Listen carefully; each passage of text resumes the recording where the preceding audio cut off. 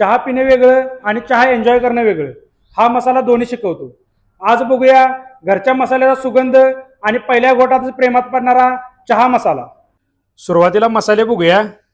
सुंठ powder 50 gram, दालचिनी 20 gram, हिरवा वेलची 20 ग्रॅम, लवंग 6 ग्रॅम, जायफळ 1 फोडून घेतलंय, बडीशेप 12 ग्रॅम हलक्या सुगंधासाठी, नागकेशर 3, चहाला खोली म्हणजे डेप्थ देतो, पिंपळी 2 घेतल्यात, लॉंग पेपर, आल्यासारखी उब पण जास्त स्मूथ.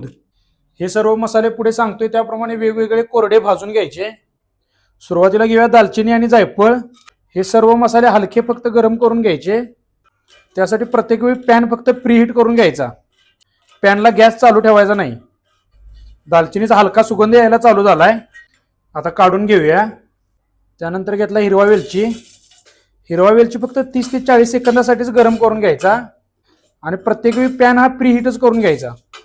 हिरवा वेलची जास्त वेळ गरम केला तर मसाल्याला कडवटपणा येतो. हिरवा वेलची गरम करून घेतलाय. त्यानंतर घेऊया बडीशेप.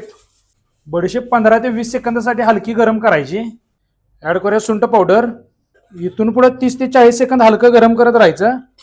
बडीशेप आणि सुंठ पावडर गरम करून घेतली.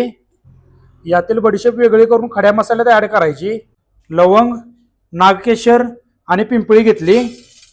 हे 3 मसाले एकत्र करून 30 ते 40 सेकंदासाठी गरम करून घ्यायचे. हे तिन्ही मसाले गरम करून घेतलेत. सगळे मसाले गरम करून एकत्र केलेत. आता हे थंड करून याची पावडर तयार करून घेऊया.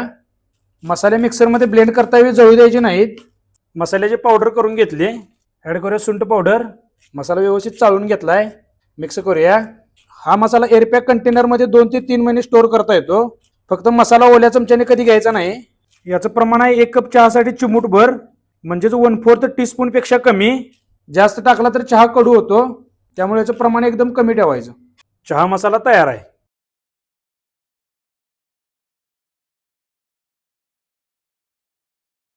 अशाच सोप्या आणि सिंपल रेसिपीसाठी आपल्या पेला नक्की फॉलो करा.